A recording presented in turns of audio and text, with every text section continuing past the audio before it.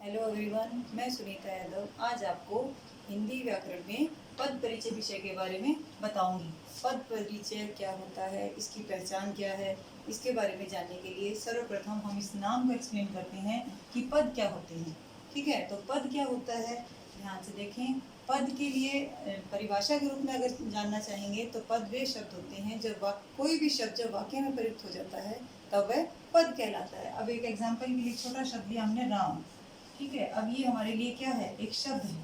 अब ये एक शब्द है, अब इस राम को किसी वाक्य के अंतर्गत जोड़ दिया जाए तो ये क्या बन जाएगा, पद बन जाएगा। जैसे एग्जाम्पल के लिए हमने राम एक शब्द को आगे से आगे सेंटेंस जोड़ दिया, हमने राम पढ़ रहा है, तो अब ये राम है, ये क्या बन गया, ये पद बन गया। अब जो वाक्य में प्रयोग हो गया राम, तो ये पद बन गया। ठीक है, तो अब ये जो पद परिचय है वो पद परिचय हमें क्या बताएगा, जब कोई शब्द वाक्य में प्रयुक्त होता है तो वह पद कहलाता है। अब पद परिचय क्या होता है, उसकी डेफिनेशन देखें। वाक्य में प्रयुक्त पदों का पूर्ण व्याकरणिक परिचय देना क्या कहलाता है, पद परिचय कहलाता है। वाक्य में जितने भी हमारे ये पद आए, जैसे कि इन शब्दों को हमने एक सेंटेंस में बना लिया एग्जाम्पल के रूप में, राम पढ़ रहा है। अब ये जो अलग अलग थे ये क्रियापद हैं तीनों। ठीक है, अब इनको जोड़ लिया तो ये जो क्या बन गए, पद बन गए। अब इन पदों का हमें व्याकरणिक परिचय देना है। व्याकरण के अनुसार इनको भेद, इनका लिंग, इनका वचन, इनका कारक, ये सारा हमें यहाँ जानना होगा पद परिचय में। अब आता है पद परिचय के अंतर्गत, अब जो एग्जाम्पल लिखा था हमने, ये एक उदाहरण था राम पढ़ रहा है।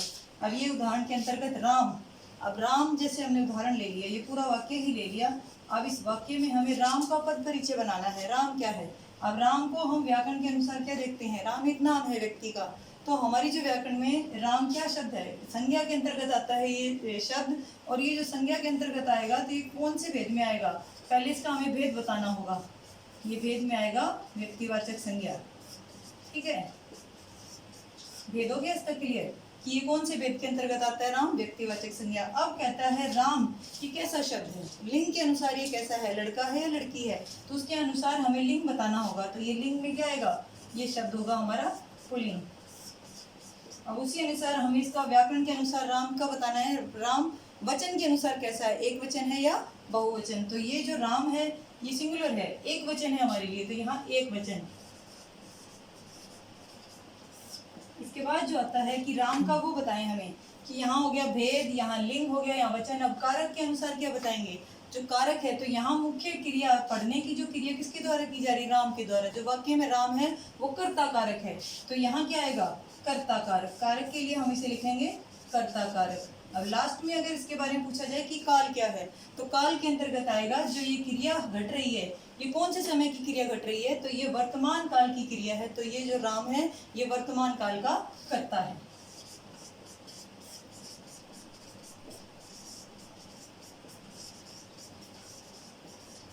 ये हमारे नियम थे। इसका जो व्याकरणिक पद परिचय था उसके अंतर्गत हमें क्या क्या चीजें बतानी होंगी, हमें उस पद का क्या बताना होगा, देखें ध्यान से, क्या क्या चीजें जाननी है। वाक्य के अंतर्गत जो पद परिचय है उसमें हमें सबसे पहले लेना होगा उसका भेद। ठीक है, भेद के बाद हम उसका लिंग बताएंगे कि लिंग किसके अनुसार है। उसके बाद बताएंगे वचन। अब वचन के बाद आता है कारक, कारक के बाद आता है हमारा इसका कर्ता। तो ये हमें सारी चीजें इस पर जो पद परिचय के अंतर्गत आई थी उसके बारे में हमने ये सारी चीजें पहचानी। जो इसका व्याकरणिक परिचय था राम का वो इस प्रकार बना। मुझे लगता है शायद आपको ये जो पूरा पद परिचय समझ में आया होगा। ये संज्ञा के अंतर्गत आया हुआ पद परिचय था, जो राम था वो संज्ञा के अंतर्गत आता है। आज के लिए इतना ही, धन्यवाद।